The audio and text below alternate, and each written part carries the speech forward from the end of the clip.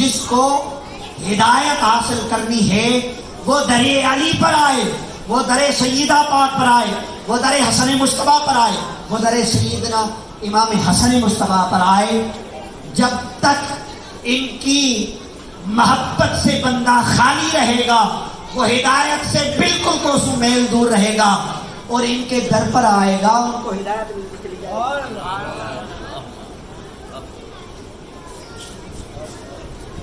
سب چیزوں کو ملا کر چلنا چاہیے۔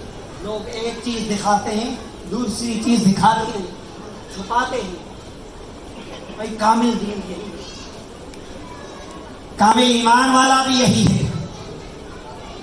طٰہٰ مَا أَنزَلْنَا عَلَيْكَ الْقُرْآنَ لِتَشْقَىٰ، اے حبیب ہم نے قرآن اس لیے نازل نہیں کیا کہ آپ مشقت میں پڑ جائیں۔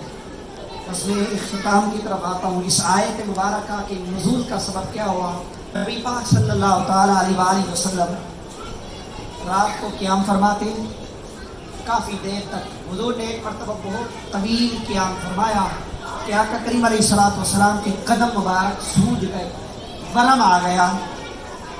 اللہ کی عبادت ہو رہی ہے اور مصطفیٰ کو ذرا سی تکلیف ہوئی، مصطفیٰ کو ذرا سی تکلیف ہوئی۔ اور ایک روایت میں یہ بھی آیا ہے کہ مصطفیٰ نماز پڑھ رہے تھے، ایک قدم بار بار زمین پر رکھ رہے تھے اور ایک قدم اٹھا رہے تھے، ایک قدم رکھ رہے تھے ایک اٹھا رہے تھے۔ یہ ذرا سی تکلیف ہوئی، رب کو برداشت نہیں ہوا۔ چاہے کر تو میری عبادت رہا ہے لیکن میرے حبیب کو اتنی تکلیف ہو رہی ہے، اے حبیب مجھ سے یہ برداشت نہیں ہو رہا، آپ اپنے قیام میں کمی کر دیں۔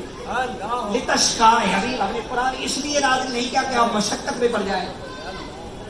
میں نہیں جا رہا، یہ مجھ سے گوارا نہیں ہو رہا، میرا اس بات کو پسند ہی نہیں کرتا کہ حبیب آپ کو ذرا سی تکلیف ہو، آپ کو ذرا سی تکلیف ہو۔ حبیب ایک قدم اٹھا رہے ہیں، حبیب حالت نماز میں حضور کے قدم مبارک پر برما رہا ہے، یہ تکلیف کم ہے۔ میرے حبیب نے فرمایا جس نے حسن کو تکلیف دی مجھے تکلیف دی، جس نے حسین کو تکلیف دی مجھے تکلیف دی، جس نے سیدہ کو تکلیف دی مجھے تکلیف دی، اور جس نے علی کو تکلیف دی مجھے تکلیف دی۔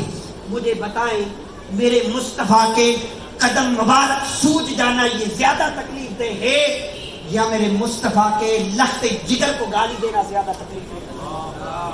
فیصلہ آپ خود کریں، فیصلہ آپ خود کریں۔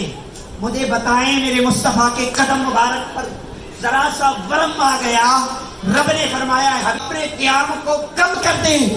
اور جس بندے نے سیدہ کی گستاخی کی ہو، اور وہ گستاخی صرف سیدہ کی گستاخی نہیں ہے، وہ گستاخی رسول اللہ کی گستاخی ہے، لہذا وہ رب کیسے پسند فرمائے گا کہ اس بندے کے اندر نورانیت مصطفیٰ داخل ہو، ایمان والا نور داخل ہو۔ آپ اس بندے کی شکل کو دیکھیں گے، رب ذوالجلال کی عزت کی قسم اس بندے میں نہ ایمان کا نور نظر آئے گا، نہ قرآن کا نور نظر آئے گا، نہ حدیث کا نور نظر آئے گا۔